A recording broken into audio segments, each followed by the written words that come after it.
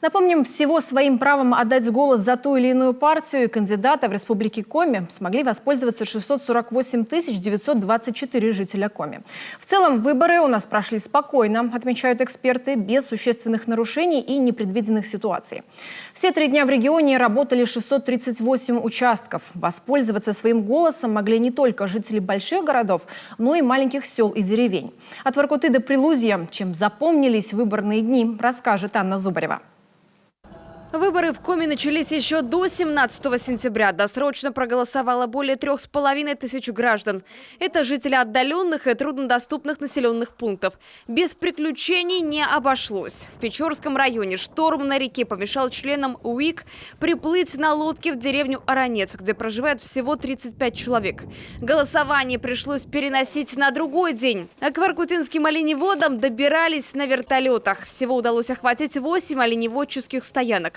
В целом, как показали выборы, наиболее активными оказались жители юга республики и сельские районы. Выборы добрались даже в самые отдаленные уголки нашей республики.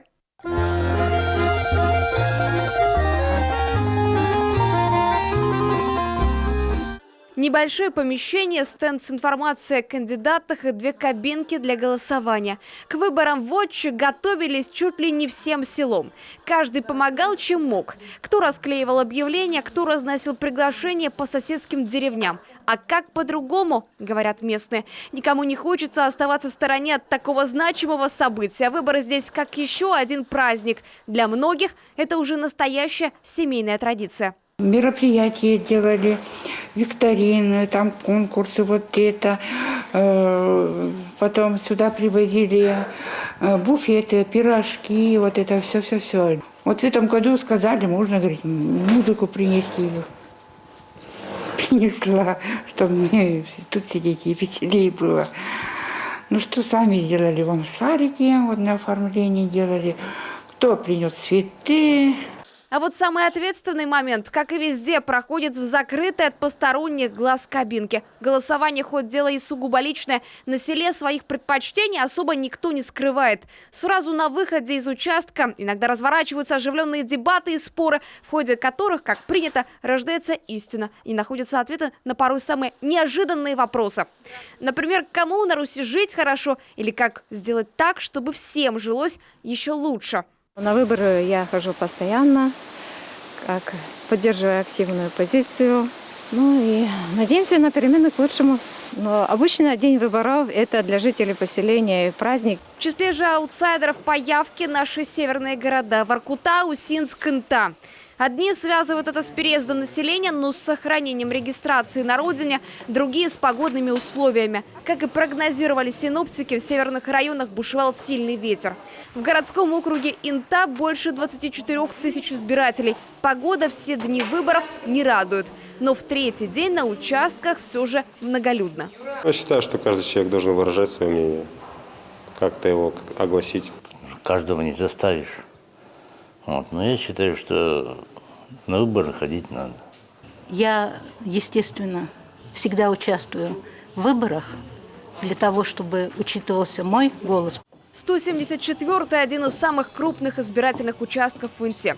Расположен в стенах городской администрации. Прикреплены жители 10 домов. Это почти 1500 избирателей.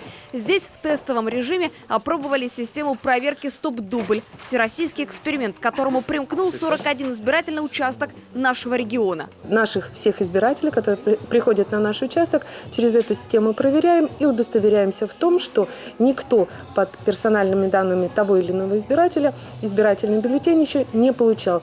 При этом наши избиратели, которые у нас уже проголосовали, они будут уверены 100%, что под их персональными данными на другом избирательном участке также никто не сможет получить избирательный бюллетень. Еще один отстающий по явке город Ухта. В Северной Жемчужине было открыто 58 участков.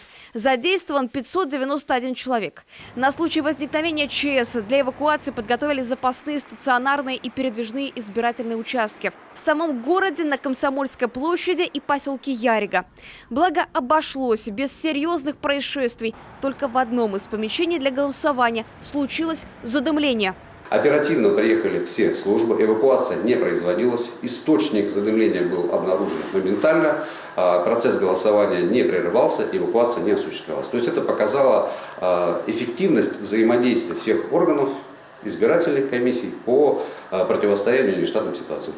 Что же касается столицы Коми, около сотни избирателей в Сыктывкаре сделали свой выбор в красной зоне. Участок расположился на базе ковидного госпиталя республиканской больницы. Врачи и медсестры на один день стали членами избирательной комиссии. В рядах голосующих оказались пациенты и сотрудники организации. Еще из новшеств – перепрошитые КАИБы.